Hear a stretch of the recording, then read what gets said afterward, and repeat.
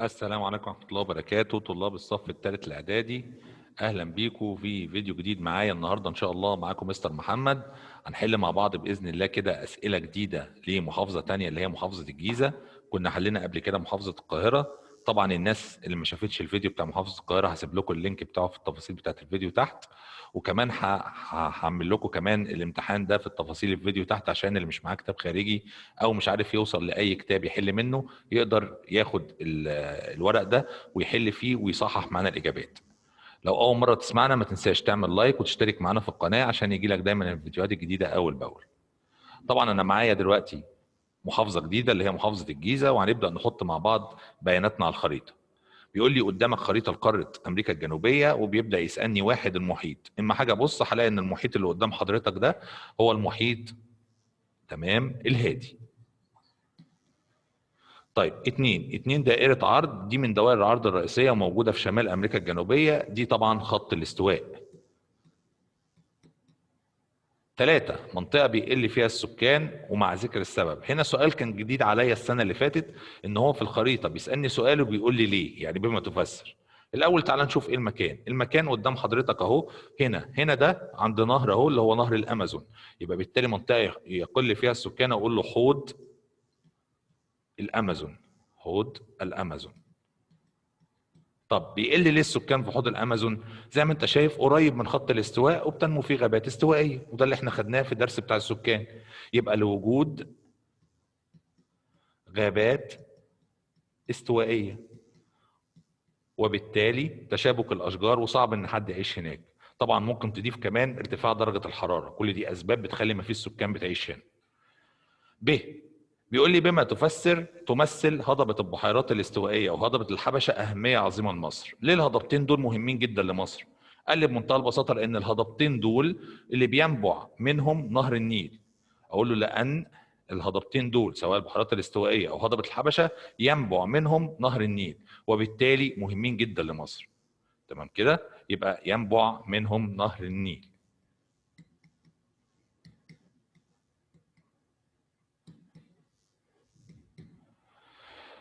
السؤال اللي بعديه اختلاف أشكال البشر الظاهرية في العالم، بما تفسر اختلاف أشكال البشر الظاهرية في العالم. طبعا ده بيرجع بسبب إيه؟ بسبب تعدد السلالات. لأن بمعنى إن قال لي شكل بشر ظاهري، وإحنا اتفقنا إن الشكل الظاهري ده اللي هو إحنا بنسميه السلالة البشرية، يبقى أقول له بسبب تعدد السلالات البشرية بين الزنجية والمغولية والقوقازية، وبالتالي يبقى عندي اختلاف في الأشكال، لأن كل سلالة من الثلاثة ليها مميزات بتميزها.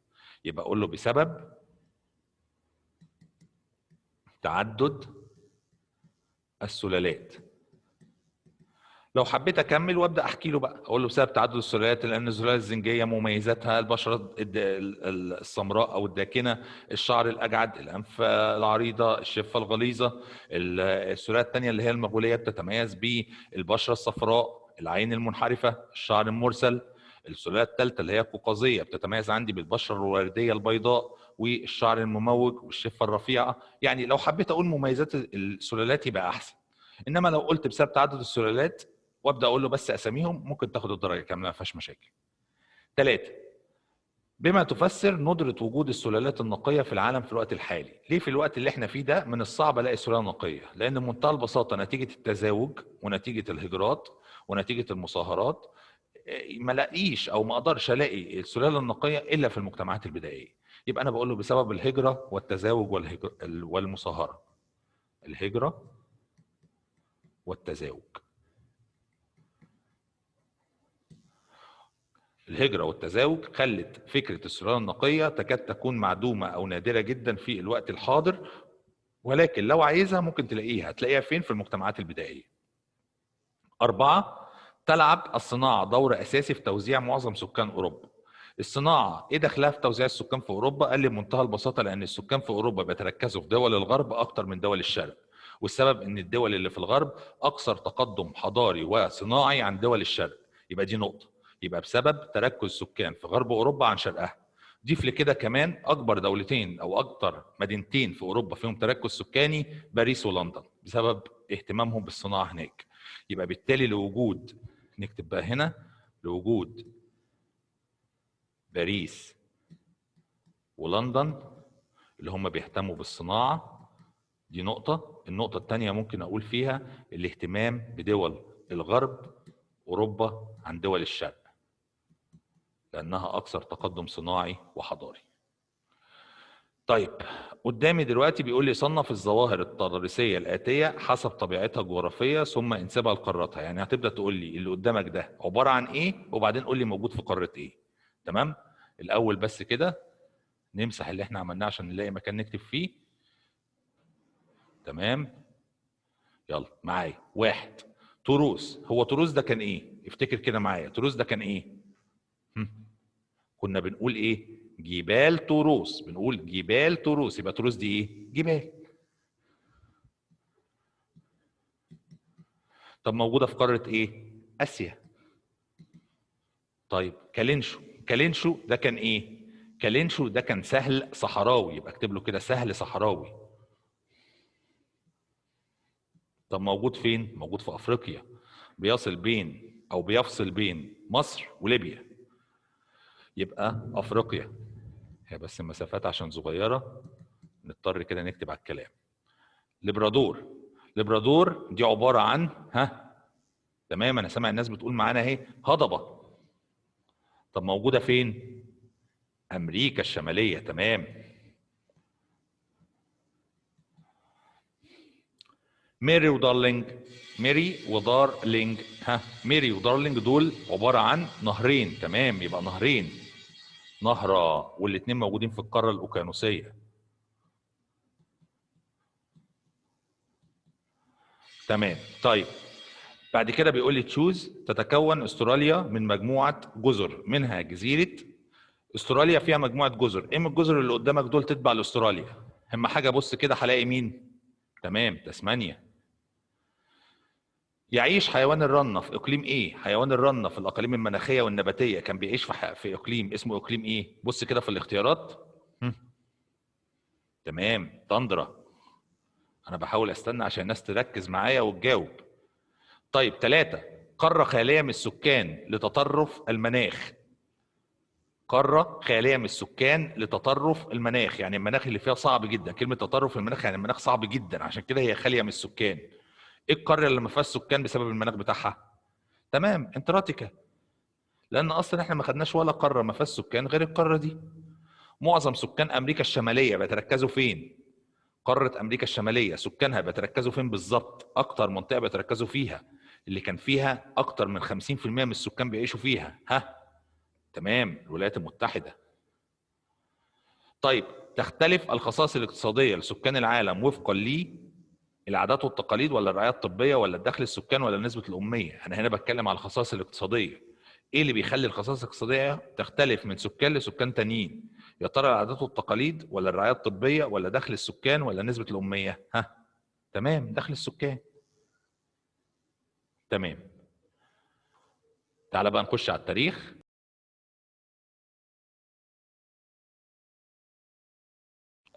يلا معايا اهو يا ولاد جبنا التاريخ. نبدأ بقى نخش مع بعض كده على التاريخ ونبص على أول سؤال.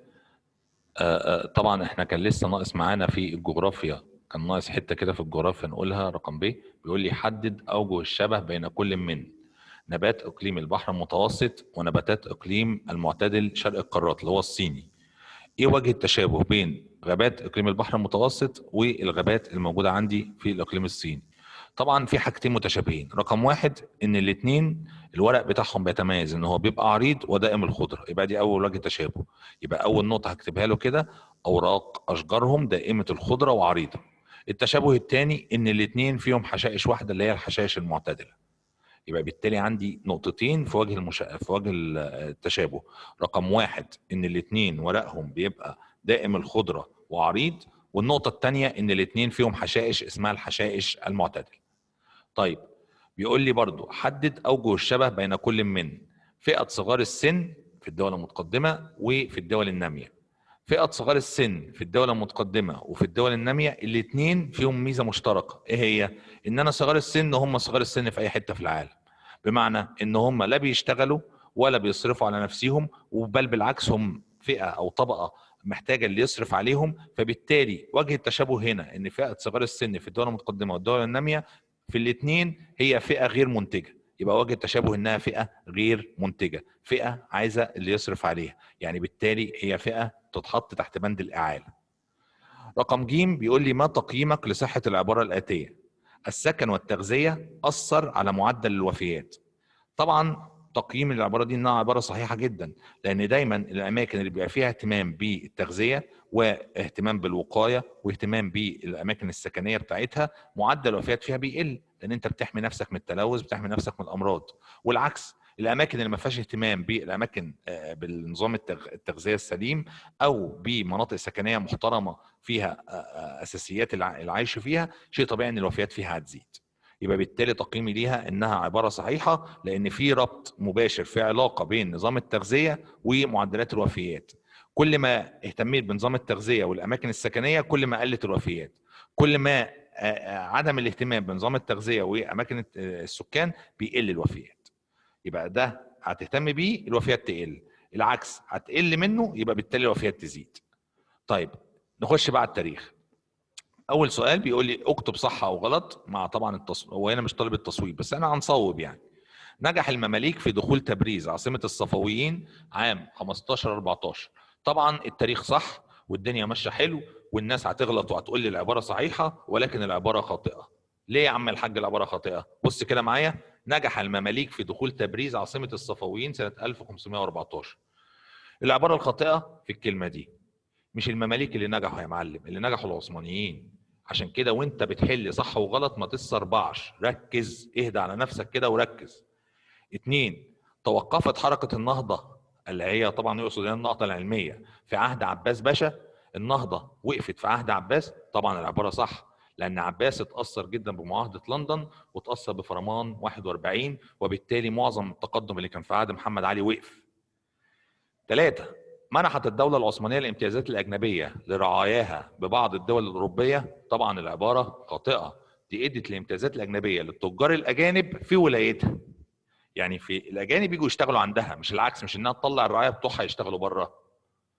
4. ترتب على معاهدة 36 احتلال مصر عسكريا. طبعا ترتب على معاهدة 36 غلط طبعا، مش احتلال مصر، إنهاء الاحتلال لمصر فيما عدا منطقة واحدة اللي هي ما عدا قناة السويس.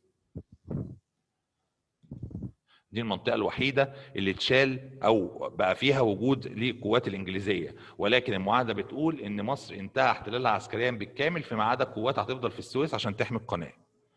طيب دلل تاريخيا على صحة العبارات الآتية. طبعا العبارات دي كلها صح أنا بثبتها. اهتزاز مكانة الأزهر العلمية أثناء الحكم العثماني. طبعا اللي يثبت كده إن التعليم في مصر كان واقف على التعليم الديني فقط، اللي هي العلوم الفقه والتشريع، وعدم الاهتمام بالعلوم العقلية أو العلوم الطبيعية. وكان الغرض الرئيسي من الازهر ان انا الحفظ والتلقين، وبالتالي الازهر مكانته ما بقاش ليه الدور الفعال اللي كان المفروض يلعبه اثناء وجود العثمانيين وان هو يثقف المجتمع المصري. 2. كان لابناء الصعيد دور وطني في مقاومه الحمله الفرنسيه. طبعا دورهم ما حدش يقدر ينساه، مقاومه اهل الصعيد لما وقفوا مع مراد بيك، يعني وقفوا مع المماليك وقدروا ان هم يهزموا القوات الفرنسيه بقياده نابليون. وكان عندي اسباب لكده، قلنا رقم 1 ضيق وادي النيل وطوله وحرب المناوشات ووقوفهم مع المماليك. يبقى بالتالي ايه اللي يثبت ان ابناء الصعيد كان لهم دور؟ اقول له اللي يثبت كده ان هم وقفوا مع المماليك بقياده مراد بيك لمواجهه نابليون والفرنسيين وقدروا ان هم يهزموهم، او بلاش نقول نهزموهم، ما قدرش نابليون يسيطر عليهم. 3. ارتفعت مكانة مصر الدولية بسبب حروب اليونان. ايه اللي يثبت؟ اقول له اللي يثبت كده بمنتهى البساطة تفاوض الدول الأوروبية مباشرة مع حاكم مصر لإنهاء الحرب اللي هو مين؟ محمد علي. وده في حد ذاته بيرفع مكانة مصر بين دول العالم. يبقى اللي يرفع مكانة مصر تفاوض الدول الأوروبية مباشرة مع محمد علي حاكم مصر لإنهاء الحرب، ولم تتفاوض مع السلطان العثماني. 4. تضمن دستور 23 بعض المبادئ الإيجابية. إيه الإيجابيات اللي كانت في دستور 23؟ طبعا أهم إيجابية إن الأمة هي مصدر السلطات. تاني إيجابية إن هو إدى مبدأ الحريات، سواء حرية الرأي، حرية الشريعة، حرية الدين يعني، تمام، حرية الفكر. فبالتالي دي كانت إيجابيات في الدستور. يبقى أقول له حيث رقم 1 إدى مبدأ الحريات، ورقم 2 إن الأمة هي مصدر السلطة، وبالتالي دي كانت حاجة إيجابية. طبعا الدستور ده كان مهم جدا في مصر ولعب دور رئيسي جدا في الانتخابات اللي هتتم بعديه اما تم اختيار اول وزاره دستوريه في مصر بقياده سعد زغلول سنه 24. جيم، ما النتائج المترتبه على مذبحه يافا البشريه؟ طبعا المذبحه دي اللي عملها نابليون. لو افتكرت كده المذبحه دي ترتب عليها ايه؟ بمنتهى البساطه في المذبحه دي كان ليها اثر كبير في فشل نابليون في دخول عكا، لان ترتب عليها استبسال اهل عكا في مقاومه نابليون، لان خافوا ان هم يحصل لهم زي ما حصل في اهل يافا. يبقى اما حاجه اجاوب اقول له ترتب عليها استبسال اهالي عكا خوفا ان يحدث لهم كما حدث لاهل يافا. طب 2، النتائج على تنديد مصطفى كامل بحادثه دنشواي؟ ترتب عليها نقل او عزل او ترحيل باي اسلوب عايز تقول، نقل اللورد كروبر اللي هو المعتمد البريطاني من مصر سنه 1906، وده كان اشرس واقوى معتمد بريطاني مسك مصر، وبالتالي ده في حد ذاته كان انجاز كبير جدا عمله لي مصطفى كامل. السؤال الرابع بيقول لي لمن تنسب الاعمال الاتيه؟ تولى الحمله الفرنسيه بعد مقتل كليبر. طبعا اللي مسك الحمله كان اكبر ضابط في الحمله في السن اللي هو عم مينو. الوالي العثماني الذي عزله السلطان باراده الشعب سنه 1805، والي عثماني السلطان عزله باراده الشعب، يبقى مين؟ ها؟ تمام، خورشيد. اما الشعب عمل ضده ثوره 1805 عشان يشيله ويحط محمد علي. جعل مده الخدمه العسكريه اجباريه لمده سنه للجميع. مين اللي خلى الجيش اجباري لكل الطبقات لمده سنه واحده؟ افتكر كده معايا الشرح اللي كنا بنشرحه. ها تمام، سعيد. انشأ دار الكتب ودار الرصد في العباسيه. دار الكتب ودار الرصد اللي عملهم مين؟ الخديوي اسماعيل. صمد بقواته واستشهد في معركه التل الكبير. الراجل المصري اللي مات في المعركه ديت هو والقوات بتاعته محمد عبيد. طيب، عباره وبيسالني عليها بيقول لي قاوم الشعب المصري على مر تاريخه القديم والحديث استبداد الحكام وطغيان الاحتلال. وضح الاسباب اللي ساعدت محمد علي في التخلص من عمر مكرم. ازاي محمد علي قدر يخلص من عمر مكرم؟ قال لي رقم 1، محمد علي استغل اسلوب اسمه اسلوب الترغيب والترهيب، انه يرغب الناس اللي بتكره عمر مكرم، يرغبهم في مناصب، يرغبهم في اراضي، وبالتالي يكسبهم في صف، او يخوف الناس اللي بتحب عمر مكرم انها ما توقفش جنبه. يبقى ايه هي الاسباب اللي ساعدت محمد علي يخلص من عمر مكرم؟ اختلاف الزعماء الشعبيين حول دور ومكانه عمر مكرم. يبقى دي اول نقطه معايا كده. يبقى اول نقطه اقول له ايه؟ اختلاف دور الزعماء او اختلاف الزعماء الشعبيين حول دور عمر مكرم في وجود محمد علي. يعني في ناس بتقدر دوره وناس ما بتقدروش، فدي كانت نقطه ساعدت محمد علي. النقطه الثانيه زي ما قلنا الاسلوب اللي استخدمه اللي هو اسلوب الترغيب والترهيب، وبالتالي قدر يفتت الزعامه الشعبيه من حوالين عمر مكرم، فقدر يستفرد بيه، والاول خلعه من نقابه الاشراف ثم نفاه لدمياط سنه 1809. 2، مساوئ المحاكم المختلطه. وضح مساوئ المحاكم المختلطه. المحاكم المختلطه دي اللي انشاها مين؟ افتكر معايا كده. تمام، انشاها اسماعيل. طب ايه عيوبها؟ اقول له عيوبها ان كان فيها قضاه اجانب بيتحكموا في القضاء المصري. يبقى دي اول عيب، تدخل القضاه الاجانب في القضاء المصري. طب تاني عيب ان احكام القضاه دول كانت نافذه على القضاه المصريين، يعني اي قرار بياخدوه بيتنفذ حتى لو ضد رغبه القضاه المصريين. يبقى اذا المحاكم المختلطه ليها عيبين. اول عيب ان في قضاء اجانب بيتدخلوا في القضاء المصري، والعيب الثاني ان قرارات اللجنه التشريعيه في المحاكم المختلطه بيتم تنفيذها وملزمه لكل القضاه اللي في المحكمه. 3، وضح مطالب الامه في مظاهره عابدين سنه 1881. المطالب بتاعت الامه كانت 3 مطالب لو الناس فاكره. عرابي طلب من توفيق رقم 1 عزل وزاره رياض، رقم 2 زياده عدد الجيش ل 18,000 جندي، ورقم 3 تكوين مجلس نواب اوروبي. يبقى 3 مطالب. طيب، وضح عاملين من عوامل قيام ثوره 19. طبعا ثوره 19 ليها عوامل كتيره جدا، اهمها نفي سعد زغلول وزملائه لجزيره مالطا، ده اللي اشعل الثوره. ضيف لكده الاجراءات الشديده اللي كانت عملتها انجلترا اثناء الحرب العالميه الاولى. ضيف لكده اعلان الحمايه البريطانيه على مصر وقطع علاقتها بالدوله العثمانيه وتشدد الانجليز معانا. ضيف كمان اعلان الرئيس الامريكي ويلسون حق الشعوب في تقرير مصيرها. كل دي اسباب كانت مخليه الشعب المصري على اخره، وبالتالي طلع وعمل ثوره. تمام. اخر سؤال معايا بيقول لي ماذا كان يحدث اذا لم يتم اكتشاف حجر رشيد؟ طبعا حجر رشيد تم اكتشافه اثناء الحمله الفرنسيه، ولو ما كانش تم اكتشاف الحجر ده ما كناش هنعرف الحضاره المصريه القديمه، يبقى لم نتعرف على الحضاره المصريه القديمه سواء بقى اللغه الهيروغليفيه او الحضاره بتاعتنا العظيمه. يعني بالتالي اكتشاف حجر رشيد ده كان من ايجابيات اللي الحمله الفرنسيه عملتها لي في مصر. بكده يبقى احنا خلصنا امتحان محافظة الجيزة. اتمنى ان شاء الله ان انتوا تكونوا استفدتوا كويس، واتمنى باذن الله ان انتوا تتابعونا دايما عشان تشوفوا الفيديوهات الجديدة اول باول، وتتابعوا معانا الفيديوهات اللي بتنزل عندي على القناة في المحافظات القادمة.